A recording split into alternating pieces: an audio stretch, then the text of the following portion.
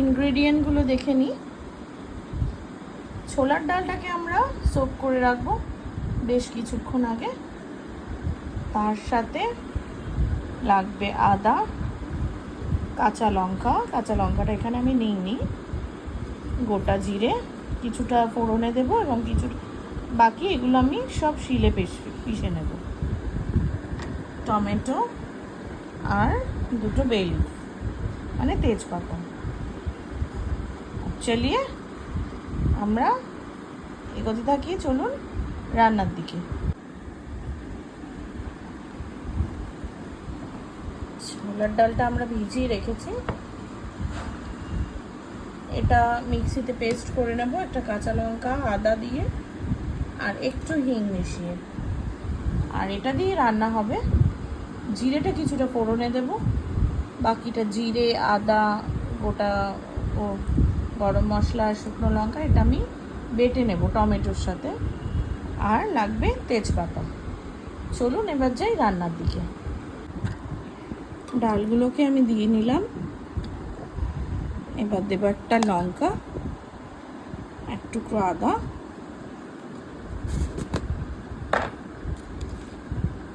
নুন স্বাদ মতো,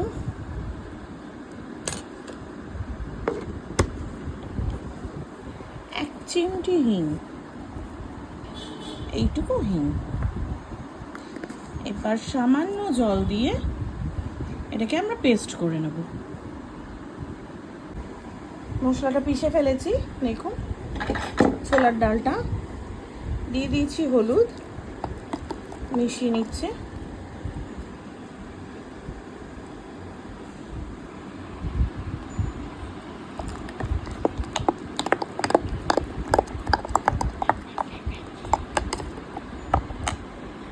এটা আবার বড়া ভাজবো। আর বলেছিলাম যে সবকটা মশলা আমি শিলে বেটে নিয়েছি।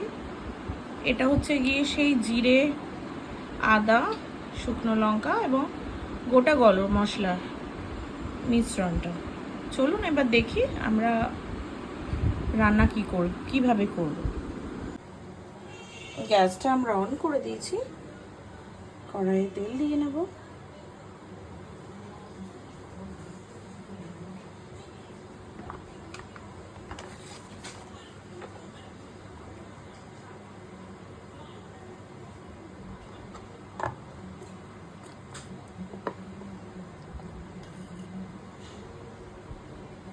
এবার একটা একটা করে বড়ার আকারে আমরা ছেড়ে দেব।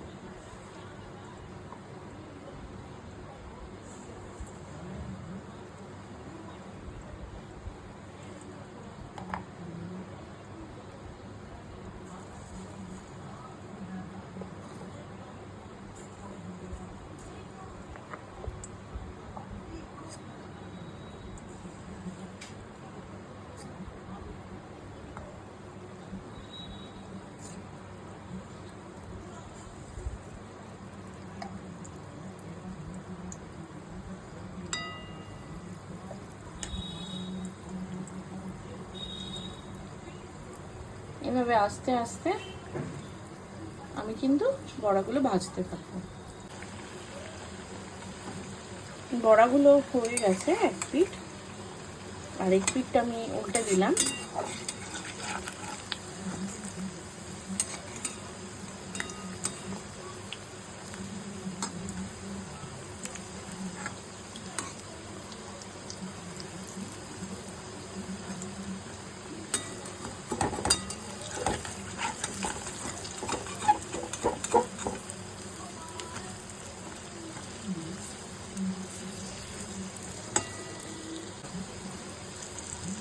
বড়াগুলো আমি সব উল্টে দিয়েছি, দেখুন।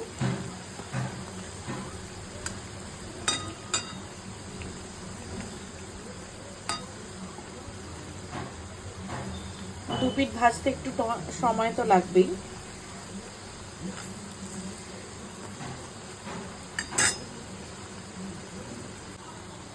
দেখুন এই পর্যায়ে কিন্তু আমার বড়াগুলো ভাজা হয়েই গেছে। এবার আমি এইগুলোকে এক এক করে তুলে নেব।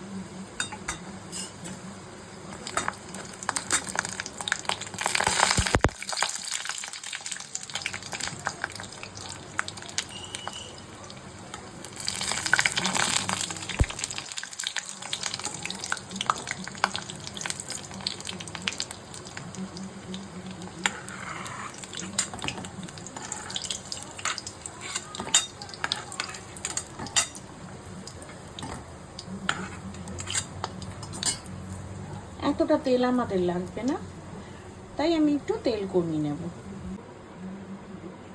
আলুটা আমি স্কিপ করে গেছিলাম বলতে, দিয়ে দেবো আলু।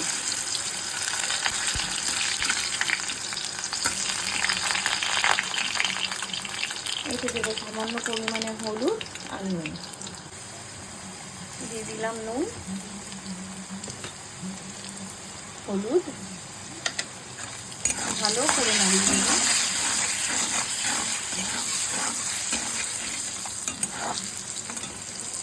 আঁচটা কম করে দেব। এবার এতে আমি দিয়ে দেব জিরে ফোড়ন,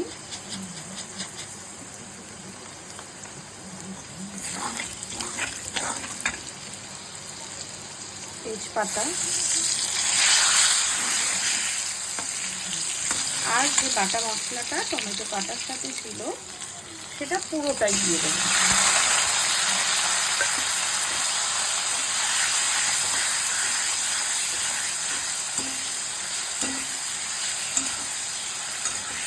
এবার দিয়ে ভালো করে কষে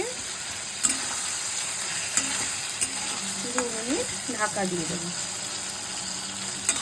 যাতে টমেটোগুলো আমাদের নরম হয়ে যায়। দরকার পড়লে সামান্য জল, বাটি ধুয়ে জলটা যেটা আছে সেটা দেব। ওই বাটিতে একটু জল দিলাম,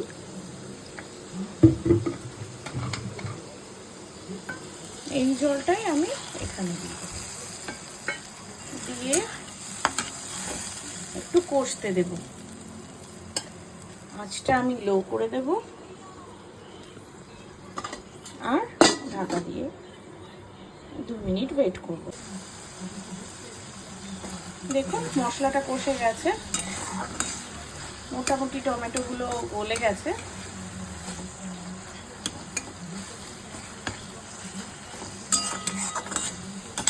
এবার আঁচটা একটু বাড়িয়ে মশলাটা আর একটু কষে নেব।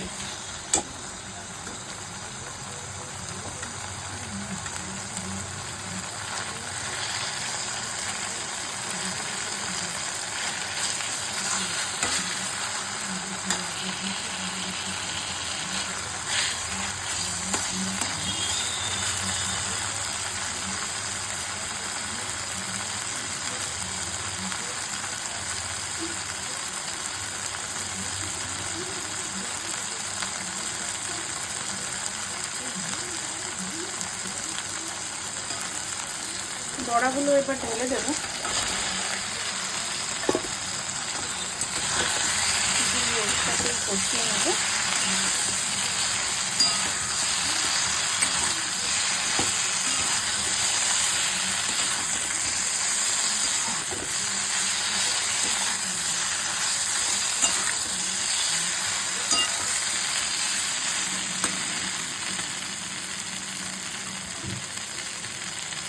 এবার যতটা ঝোল চান আপনি ততটা জল দেবেন, দিয়ে আবার একবার আমরা এটাকে ফুটতে দেব।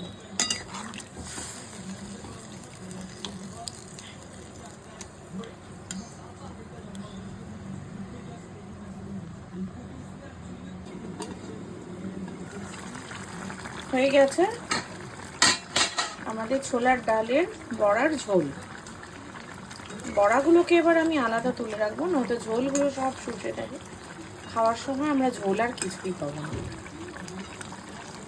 যদি আমার এই ভিডিওটা আপনাদের ভালো লেগে থাকে তাহলে একটা ছোট্ট লাইক, সাবস্ক্রাইব, আর যদি কিছু সাজেশন দেওয়ার থাকে অবশ্যই এসে কমেন্ট বক্সে কমেন্ট করে যাবেন। নমস্কার।